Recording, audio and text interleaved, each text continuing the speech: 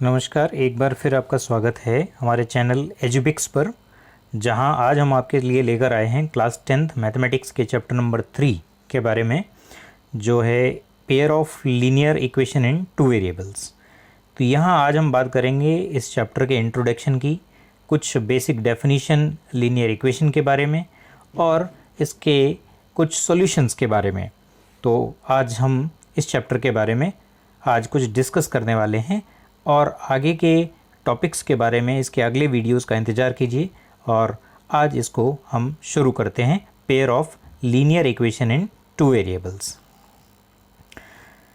तो देखिए स्टूडेंट्स, यहाँ पर हम सबसे पहले आते हैं इसकी स्टैंडर्ड फॉर्म के बारे में। Standard form of pair of linear equation in two variables क्या है? स्टैंडर्ड फॉर्म यानी अभी तक हम क्लास 9th में कुछ सिंपल इक्वेशंस पढ़ चुके हैं, जो सिंगल इक्वेशन हमने पढ़े थे, single equation of linear equation in two variables. तो उसमें हमने ये पढ़ा था, सपोज एक इक्वेशन है 2x + 3y = 5, ऐसा इक्वेशन है, और उस इक्वेशन को सॉल्व करने के लिए मीन्स उसके हमने कई सॉल्यूशन फाइंड आउट किए थे और हमने ये देखा था कि लीनियर इक्वेशन से जब हम x और y की डिफरेंट वैल्यूज़ के कॉम्बिनेशन फाइंड आउट करते हैं तो ये सॉल्यूशंस कहलाते हैं उस इक्वेशन के। और ये सारे सॉल्यूशंस एक पॉइंट के रूप में कार्य करते हैं अगर हम उस इक्वेशन को प्लॉट करते हैं ग्राफ में। यानी लीनियर इक्वेशन इसीलिए इसका नाम है क्योंकि उसमें हाईएस्ट पावर जो वेरिएबल की है वो 1 होती है, तो लीनियर इक्वेशन होता है। अभी हम यहाँ चर्चा करेंगे। तो लीनियर इक्वेशन होने की वजह से इसका जो ग्राफ होता है वो हमेशा एक स्ट्रेट लाइन होता है, और स्ट्रेट लाइन पर आप जानते हैं एक नहीं बल्कि अनेक पॉइंट होते हैं। Infinite number of points can be there on any straight line. तो जब उस पर इनफाइनाइट पॉइंट्स हैं तो इसलिए एक लीनियर इक्वेशन के हम कितने सॉल्यूशन फाइंड आउट कर सकते हैं, उसके हम इनफाइनाइट सॉल्यूशन पा सकते हैं, यानी उसमें इनफाइनाइट पॉइंट्स होते हैं। तो अभी तक हमने एक इक्वेशन के बारे में पढ़ा था, अब यहाँ पर हम दो इक्वेशंस के बारे में पढ़ेंगे। और अब आप देख रहे हैं यहाँ सामने कि स्टैंडर्ड फॉर्म में किस तरह से अरेंज किया जाता है कि कोई भी इक्वेशन है तो उसमें हम राइट साइड में =0 रखते हैं और सारे टर्म्स को हम लेफ्ट साइड में लेकर आते हैं। तो यहाँ देखिए, एक कोई भी जनरल फॉर्म है, general standard form of pair of linear equation है, उसको इस तरह से लिखा गया है a1x + b1y + c1 = 0। ये हमारा फर्स्ट इक्वेशन है। और इसी तरह से अब ये सेकंड इक्वेशन हमारे सामने है a2x + b2y + c2 = 0। अब आइए बात करते हैं कि इसको pair of linear equation in two variables क्यों बोलते हैं। सबसे पहला इसमें वर्ड है पेयर। पेयर का मतलब दो होता है। तो यहाँ पर आप देख रहे हैं हमारे सामने दो इक्वेशंस हैं, इसीलिए इसको पेयर कहते हैं। अब बात करते हैं लीनियर इक्वेशन की और टू वेरिएबल्स की। तो टू वेरिएबल्स आप देख रहे हैं यहाँ पर ऑरेंज कलर से, टू वेरिएबल्स से और एरो से आपको ये दो अलग अलग वेरिएबल x और y इंडिकेट किए गए हैं। तो यहाँ पर हम दो वेरिएबल यूज़ कर रहे हैं x और y। अब आप बच्चों ये मत कंफ्यूज होइएगा कि यहाँ पर a2, b2, c2 ये सब भी दिए हुए हैं। बेटा ये सब कॉन्स्टेंट्स हैं, ये सब कोई नंबर के फॉर्म में कुछ वैल्यूज़ होंगी, कुछ नंबर्स होंगे, लेकिन केवल x और y यहाँ पर ऐसा है जो अननोन है, जो अननोन रहता है, जिसकी वैल्यू हमें पता ही नहीं होती है और जिसकी वैल्यू हर सवाल में, हर क्वेश्चन में चेंज हो सकती है, उनको हम वेरिएबल कहते हैं। तो यहाँ पर ये इक्वेशन है, इसमें दो वेरिएबल का यूज़ किया गया है x और y, इसीलिए ये टू वेरिएबल्स यहाँ पर हैं।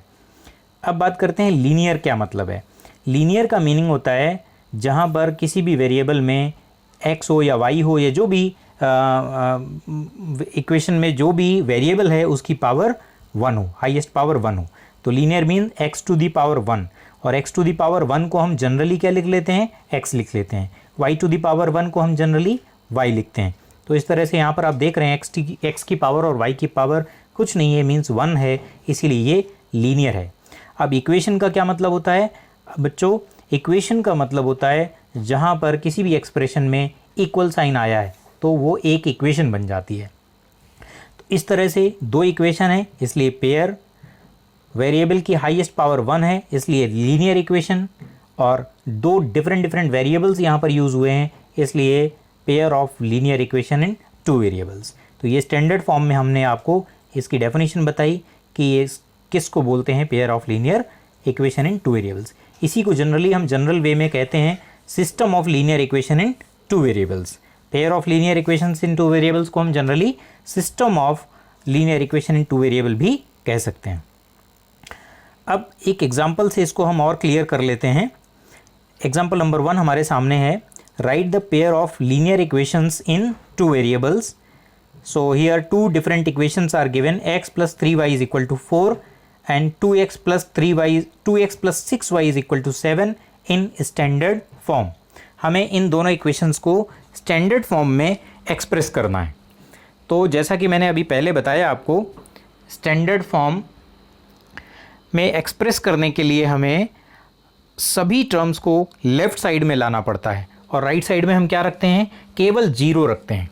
तो यहाँ पर हमने जो पहले इक्वेशन दिया हुआ है x + 3y = 4, तो इसमें हम 4 को राइट से लेफ़्ट साइड में लाएंगे।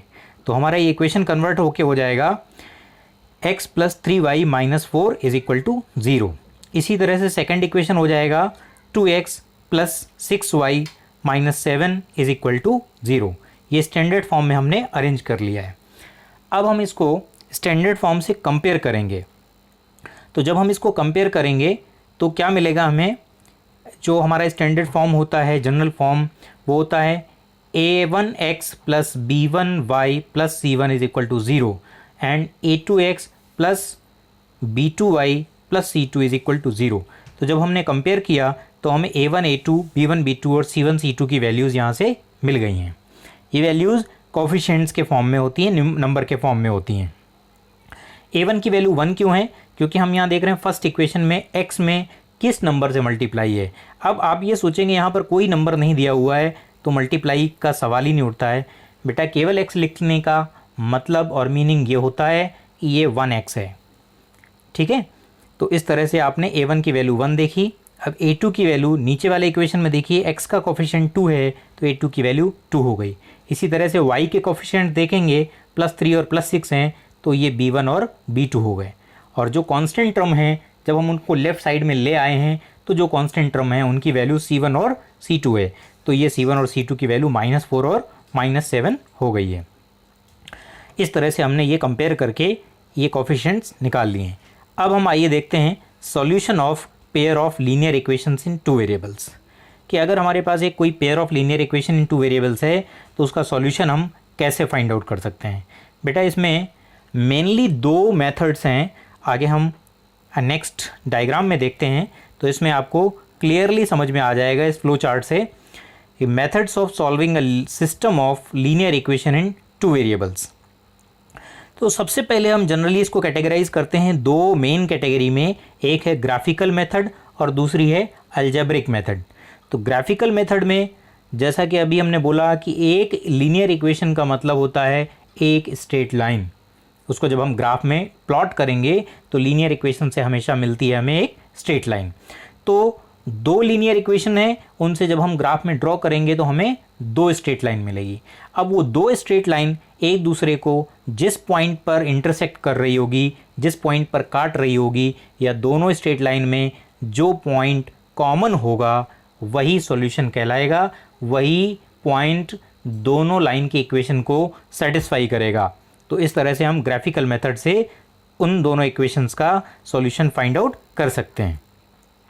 लेकिन अलजेब्रिक मेथड में क्या होता है, अलजेब्रिक मेथड में होता है कि इन इक्वेशंस को हम सॉल्व करते हैं अलग अलग मेथड से।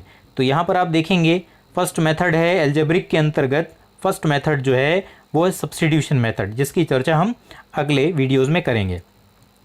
तो सब्स्टिट्यूशन मेथड, उसके बाद सेकंड इसकी मेथड है एलिमिनेशन मेथड, जहाँ हम कुछ वेरिएबल को एलिमिनेट करते हैं, और थर्ड वन है क्रॉस मल्टीप्लिकेशन मेथड। तो ये सब हम अगले टॉपिक में सीखेंगे। तो इस तरह से हमने देखा कि ग्राफिकल और अलजेब्रिक मेथड से हम किसी भी सिस्टम ऑफ लीनियर इक्वेशंस को सॉल्व कर सकते हैं। अब देखिए what is the meaning of graphical representation of system of linear equations in two variables. जो system of linear equation in two variable है उसका जो ग्राफिकल रिप्रेजेंटेशन है उसका क्या मीनिंग है। So as we know that the graph of a linear equation in 2 variable is always a straight line. जो अभी हमने आपको ऊपर बताया कि लीनियर इक्वेशन जो हमारे पास है जब उससे हम ड्रॉ करेंगे, प्लॉट करेंगे, तो हमेशा हमें एक स्ट्रेट लाइन ही मिलेगी। हियर वी गेट, अब जब पेयर ऑफ लीनियर इक्वेशन है, so here we get 2 straight lines for a pair of linear equation in 2 variables. Hence, there may be 3 different cases of graphs for different pairs of linear equations which are given below in the table. 3 case कैसे हो सकते हैं? जब हम 2 graph अलग अलग हम बना रहे हैं, एक ही ग्राफ पर 2 लाइंस के ग्राफ ड्रॉ कर रहे हैं, तो 2 लाइंस हमें मिलेंगी। वो दोनों लाइन किस तरह की हो सकती हैं? वो दोनों लाइंस या तो एक दूसरे को इंटरसेक्ट करती हुई निकल जाएंगी, मतलब एक दूसरे को एक पॉइंट पर इंटरसेक्ट करेंगी, या वो दोनों लाइन एक के ऊपर एक आएंगी जिनको हम कोइंसिडेंस बोलेंगे, या फिर एक दूसरे के पैरेलल होंगी, मतलब एक दूसरे को कहीं पर इंटरसेक्ट ही नहीं करेंगी। तो इस तरह से 3 अलग अलग केसेस यहाँ पर हमें मिलेंगे। तो इसको हमने यहाँ पर एक टेबल के फॉर्म में अरेंज किया है। तो हम बारी बारी से ये देखते जाते हैं कि सबसे पहले हम ये कैसे जान सकते हैं, बिना ग्राफ को प्लॉट किए हुए हम ये जान सकते हैं कि दोनों लाइंस के जो ग्राफ होंगे वो एक दूसरे को इंटरसेक्ट करेंगे या नहीं करेंगे। तो इसके लिए एक कंपैरिजन टेबल यहाँ पर दी गई है। तो फर्स्ट केस हमारा जो बन रहा है वो है कि जब a1/a2 और b1/b2 की वैल्यू इक्वल ना हो, इज़ नॉट इक्वल। देखिए यहाँ पर क्लियरली मेंशन है, आप इसको देखिए, when a1/a2 is not equal to b1/b2। जब इक्वेशंस दी जाएंगी उनसे हम कोफिशिएंट्स निकाल लेंगे, जैसा ऊपर एग्जांपल नंबर 1 में दिया था। कोफिशिएंट्स निकालने के बाद में हम उनके रेशियोज़ निकालेंगे, मींस a1/a2 की वैल्यू निकाल कर रख लेंगे और b1/b2 की वैल्यू निकाल कर रख लेंगे और c1/c2 की वैल्यू निकाल कर रख लेंगे। फिर उन रेशियोज़ को हम, उनके वैल्यूज़ को हम कंपेयर करेंगे। अगर a1/a2 और b1/b2 आपस में इक्वल नहीं है तो ये तय हो जाता है कि वो दोनों लाइन्स एक दूसरे को इंटरसेक्ट करेंगी। मींस अब यहाँ डायग्राम में आप देख रहे होंगे कि 2 लाइन के इक्वेशन हैं, तो ये दोनों लाइन्स एक दूसरे को इंटरसेक्ट कर रही हैं P पॉइंट पर। मींस एक ही कॉमन पॉइंट है, केवल एक कॉमन पॉइंट है दोनों लाइन में, तो यही एक सॉल्यूशन है, यही एक पॉइंट है जो दोनों लाइन्स के इक्वेशन को सेटिस्फाई कर रहा है। तो इस तरह से हमें इनका सॉल्यूशन एक मिलेगा, सिंगल मिलेगा, यानी हमें इनका ग्राफ इंटरसेक्टिंग लाइंस के रूप में मिलेगा। किस केस में? जब a1/a2 और b1/b2 आपस में इक्वल नहीं है तब। अब इसका एल्जेब्रिक इंटरप्रिटेशन क्या है, इसका मीनिंग क्या है? इसका मीनिंग हम यहाँ लास्ट में 3rd कॉलम में देख रहे हैं कि अगर a1/a2 और b1/b2 इक्वल नहीं है, then we get exactly 1 solution, केवल एक सॉल्यूशन मिलेगा, और इसी को हम बोलते हैं यूनिक सॉल्यूशन। यूनिक का मतलब सिंगल, तो एक सिंगल सॉल्यूशन मिलेगा। एक हम इसमें एक और कंक्लूजन निकालते हैं कि system of equations is consistent. जब हमें एक सॉल्यूशन मिल रहा है, सॉल्यूशन है, तो हम उसको कंसिस्टेंट बोलेंगे, means system of equations is consistent. और दूसरा, इन्हीं को हम ये बोलते हैं इक्वेशंस आर इंडिपेंडेंट ऑल्सो। ठीक है ना? तो मेन यहाँ पर क्या ज़रूरी है कि हमें ये जान लेना है कि ये फर्स्ट केस किस तरह का होगा। a1/a2 और b1/b2 इक्वल नहीं है, तो इस केस में हमें एक सिंगल सॉल्यूशन मिलेगा, यूनिक सॉल्यूशन मिलेगा। नेक्स्ट केस, अगला सेकंड केस नंबर 2 देखते हैं। जब a1/a2, b1/b2 और c1/c2 तीनों आपस में इक्वल होते हैं, तो ये दोनों लाइंस के जो ग्राफ होंगे वो एक के ऊपर एक लाई करेंगे। यानी जब पहला लाइन आप ड्रॉ कर चुके होंगे और दूसरे लाइन का जब ग्राफ आप ड्रॉ करेंगे तो वो ग्राफ भी पहली लाइन के ठीक ऊपर ओवरलैप करेगा, है ना? इसको हम बोलते हैं कोइंसिडेंट लाइंस। कोइंसिडेंट लाइंस मतलब दोनों सेम पाथ पर, एक ही रास्ते पर दोनों गुजर रही हैं। और इस केस में आप ये बता सकते हैं कि दोनों लाइन में कितने कॉमन पॉइंट हैं। जब दोनों एक ही रास्ते से गुजर रही हैं तो उसमें इनफाइनाइट कॉमन पॉइंट्स हैं। हर पॉइंट एक सॉल्यूशन है, हर पॉइंट एक ऐसा है जो पहली लाइन पर भी है और दूसरी लाइन पर भी है। तो इस केस में हमें कितने सॉल्यूशन मिल रहे हैं? Infinitely many solutions. और ऐसे में बोलते हैं system of equations is also consistent, क्योंकि हमने अभी आपको ये बताया कंसिस्टेंट का मीनिंग क्या है कि सॉल्यूशन होना चाहिए। तो इसमें भी हमें कितने सॉल्यूशन मिल रहे हैं, इनफाइनाइट सॉल्यूशन, इसलिए ये कंसिस्टेंट है और ये इक्वेशंस डिपेंडेंट कहलाती हैं। थर्ड कैटेगरी देखते हैं कि जब a1/a2 और b1/b2 तो आपस में इक्वल हैं लेकिन c1/c2 की वैल्यू डिफरेंट हो, ये उससे मैच ना कर रही हो।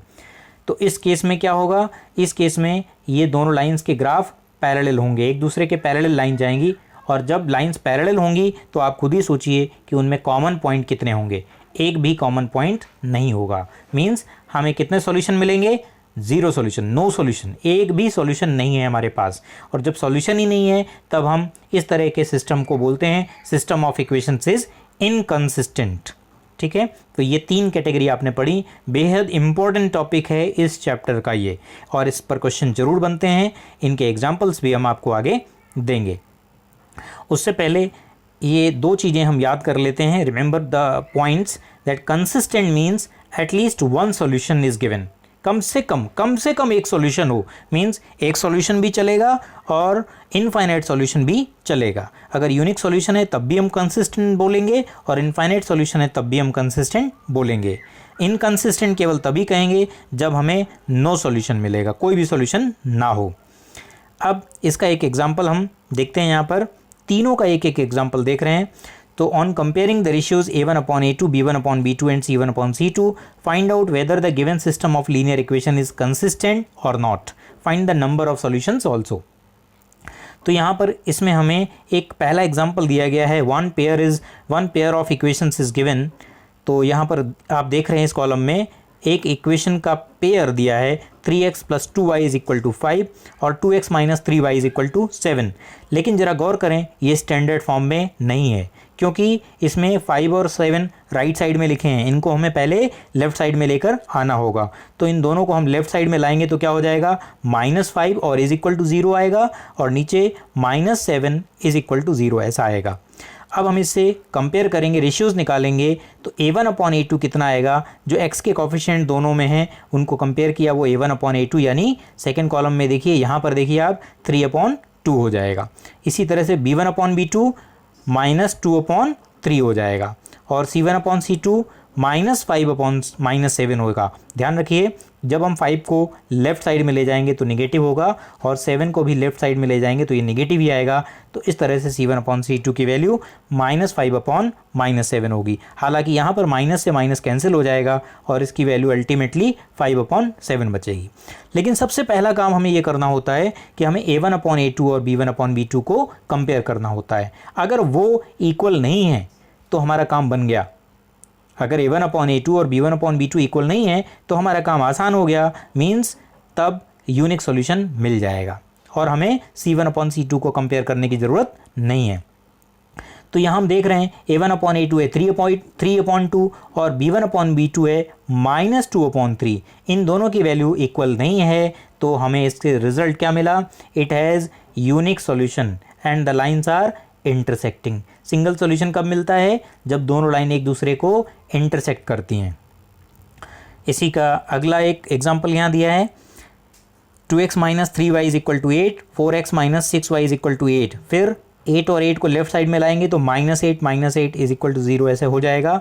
जब आप इसमें कंपेयर करेंगे a1/a2 निकालेंगे तो वो 2/4 है, जो कैंसिल होने के बाद में 1/2 बचेगा। इसी तरह से b1/b2 -3/-6 आएगा, माइनस से माइनस कैंसिल होगा और 3 से 6 कैंसिल होगा तो ये 1/2 आ जाएगा।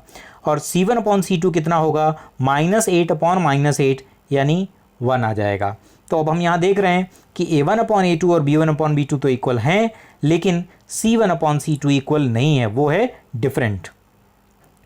तो इस तरह से ये हम जानते हैं ये कौन सा केस होता है, जब ये दो इक्वल हों और तीसरा रेशियो इक्वल ना हो तब हमें मिलता है no solution and the lines are parallel. No solution कब मिलेगा, जब लाइंस पैरेलल हों।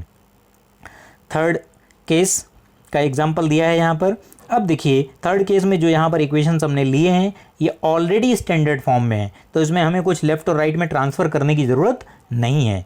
डायरेक्टली हम a1/a2 निकालेंगे, कितना आएगा 2/1। नीचे वाले में x के साथ में मल्टीप्लाई 1 है तो 2/1 की वैल्यू 2 हो जाएगी।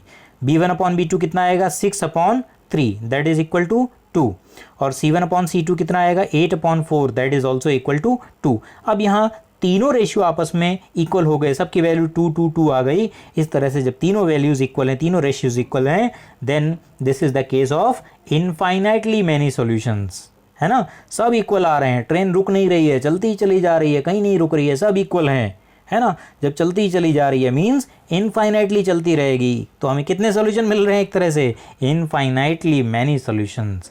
और लाइंस कैसी होंगी, एक के ऊपर एक दोनों लाइन लाई करेंगी, तभी तो हमें बहुत सारे सॉल्यूशंस मिलेंगे, इनफाइनाइट सॉल्यूशंस मिलेंगे, तो हम इनको कोइंसिडेंट भी बोलते हैं। अब देखिए एक और एग्जांपल है, इस तरह के सवाल बहुत पूछे जाते हैं एग्ज़ाम में, हालांकि 1 नंबर के ही आएंगे जनरली, लेकिन इम्पॉर्टेंट है, हमें जानना ज़रूरी है। So if the lines given by this equation and this equations are parallel, ये लाइंस गिवन है कि पैरेलल है, बोल दिया गया है कि लाइंस तो भाई पैरेलल है, लेकिन आप के की वैल्यू बताइए कि के की जगह हम क्या रख दें जिससे ये दोनों लाइंस पैरेलल बन जाएं। आप याद करिए जब लाइंस पैरेलल होंगी तो हमें क्या मिलेगा, नो सॉल्यूशन, क्योंकि वो दोनों एक दूसरे को इंटरसेक्ट ही नहीं करेंगी, तो हमें नो सॉल्यूशन मिलेंगे। तो इस तरह से जब हम इनमें कंपेयर करेंगे तो a1/a2 कितना आ जाएगा 3/2, b1/b2 कितना आ जाएगा।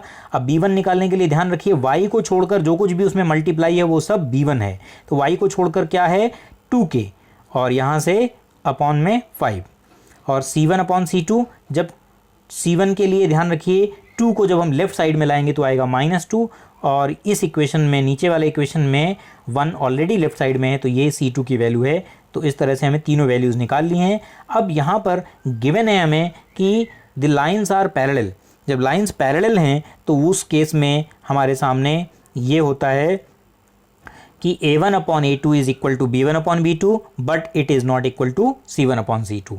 जब गिवन है कि लाइंस पैरेलल हैं तो हम इस कंडीशन को लेकर चलेंगे और अब हम सबकी वैल्यूज़ यहाँ पर रख देंगे। तो सबकी वैल्यूज़ यहाँ पर रखेंगे तो इस तरह से हम देख रहे हैं यहाँ जो हमें एक इक्वलिटी और इनइक्वलिटी मिली है, तो इसमें हम बारी बारी से दोनों को अलग अलग सॉल्व करेंगे। पहले हम फर्स्ट और सेकंड ले लेंगे और उसको सॉल्व करेंगे, फिर हम सेकंड और थर्ड पोर्शन ले लेंगे और उनको सॉल्व करेंगे। तो ये दो रिजल्ट हमारे सामने मिलेंगे, के की वैल्यू इतनी आई और के की वैल्यू -5 के इक्वल नहीं है। अब हमें दोनों में ऐसा कॉमन चीज़ लेनी होती है, ऐसी के की वैल्यूज़ सेलेक्ट करनी होती है जो इसको भी सेटिस्फाई करे और इसको भी सेटिस्फाई करे। तो ये पहला स्टेटमेंट ये है कि के की वैल्यू 15/4 होनी चाहिए और दूसरा स्टेटमेंट है के की वैल्यू -5 नहीं होनी चाहिए। तो इसका मतलब क्या है, ऐसी कौन सी बात है, ऐसा कौन सी वैल्यू है जो दोनों कंडीशन को पूरा करता हो, तो वो है 15/4 ये इसके इक्वल है, यानी इसके बराबर हम ले लेंगे और ये -5 के बराबर भी नहीं है, तो दोनों शर्तें इसमें पूरी हो गई, तो हमारा आंसर आ गया 15/4। नेक्स्ट एग्जाम्पल पर चलते हैं और ये example number 4, find the value of k for which the system of linear equation this and this has unique solution. अब देख रहे हैं दोनों स्टैंडर्ड फॉर्म में हैं, दोनों में लास्ट में 0 है और कांस्टेंट टर्म को पहले ले आए हैं, तो कंपेयर करने में कोई दिक्कत नहीं है। अब हम a1/a2, b1/b2 और c1/c2 निकाल लेंगे। अब यूनिक सॉल्यूशन इसमें कह रहे हैं कि हैज़ यूनिक सॉल्यूशन, तो यूनिक सोल्यूशन की कंडीशन हम यहाँ लिखेंगे that is equal to a1/a2 is not equal to b1/b2। तो a1/a2 की वैल्यू यहाँ से उठाकर रख देंगे ऊपर से और b1/b2 की वैल्यू यहाँ ऊपर से उठाकर रख देंगे। अब यहाँ इज नॉट इक्वल टू का साइन ऐसे का ऐसा ही बना रहेगा, वो इक्वल में चेंज नहीं होगा। क्रॉस मल्टीप्लाई करेंगे, के का मल्टीप्लाई -4 में होगा और 2 का मल्टीप्लाई 3 में होगा। तो इस तरह से जब हम मल्टीप्लाई करेंगे तो -4k is not equal to 6, तो k is not equal to -3/2।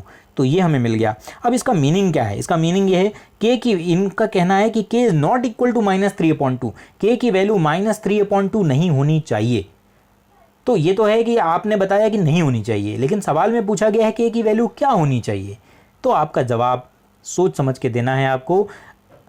अगर ये कहा जाए k की वैल्यू -3/2 नहीं होनी चाहिए, तो इसका पॉजिटिव आंसर क्या आएगा कि k की वैल्यू -3/2 के अलावा और कोई भी रियल वैल्यू ले लेंगे, उन सब के साथ में ये हमारा यूनिक सॉल्यूशन देगा।